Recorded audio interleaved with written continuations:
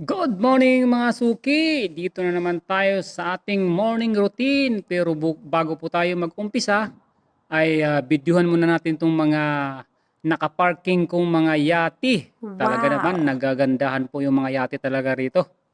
Talagang napapawaw po ako sa mga yating ito. At dito na po tayo umpisa sa ating pag-stretching bago po tayo tumakbo at mag-walking. Yan lang po ang ginagawa ko pag panggabi ang duty or day off. Stretching muna tayo mga suki para po hindi po tayo mabigla sa ating pagtakbo at paglakad-lakad. Yan lang po ang ginagawa ko pag ako po ay nag-walking. Mga ano lang naman tong pag-stretching ko. Pambatak lang po ng mga ating mga kasukasuan dahil po tayo ay nasa 50 na po. Kaya nga kailangan po natin mag-ehersisyo dahil yung buto natin ay lumalambot na kapag tayo ay tumatanda na. Kaya mga suki, 40 pataas, umpisahan nyo na po maglakad-lakad, maggalaw-galaw. Para naman po sa ating kalusugan. Ingatan po natin yung ating kalusugan mga suki at kumain po tayo ng magagandang pagkain.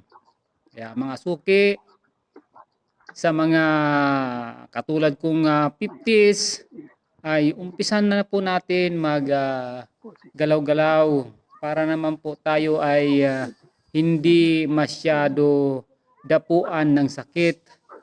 At kahit papano, pinagpapawisan din po tayo sa ating ginagawa mga suki. Kaya mga suki, magandang araw po sa ating lahat. Ngayong araw po na ito ay piyesta po sa aking pinakamamahal na bayan ng sa Northern Samar. Kaya sa mga kapwa kong mga Victoriahanon, happy piyesta po sa ating lahat. Okay lang po yan na wala tayo lagi, absent lang po tayo lagi. Ay sana po maintindihan po ng ating mahal na patrona na Senyora Santa Ana. Mahal na suki, baka naman po pakipalo nyo po ako at pakilike po ng aking walang kakwenta-kwentang video at lagi na lang po yung mga view ko at mga video ko ay dito po sa seaside na ito. Pero sa totoo lang mga suki, itong lugar na ito ay talagang napakaganda po talaga para po sa mga pamilya. Kung gusto nyo po mag-banding kasama yung mga mahal nyo sa buhay. Talagang napakasarap po dito sa seaside na ito dahil napakalawak po ng seashore dito sa kanila.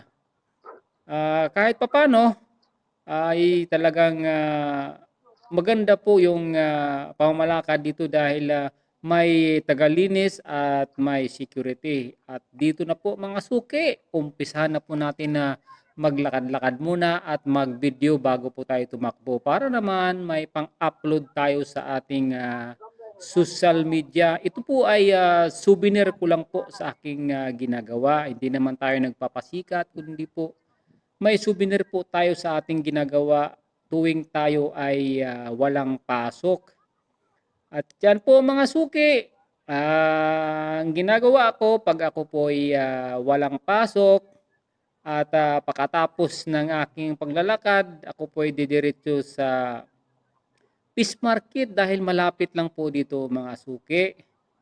At yan po mga suki, talaga naman 2,000 years later. napakaganda talaga dito pag umaga. Sa panahon po ito, after dito po ng aking paglalakad, ay talagang ako po ay nagpo-push up ng 3 set, 12 repetition or 15 repetition para naman po mabatak naman po yung ating mga muscle at ating mga dibdib na walang dibdib. Sige mga suki, hanggang dito na lang po. Ingat na lang po tayo lagi mga suki sa ating araw-araw na ginagawa. Masalam.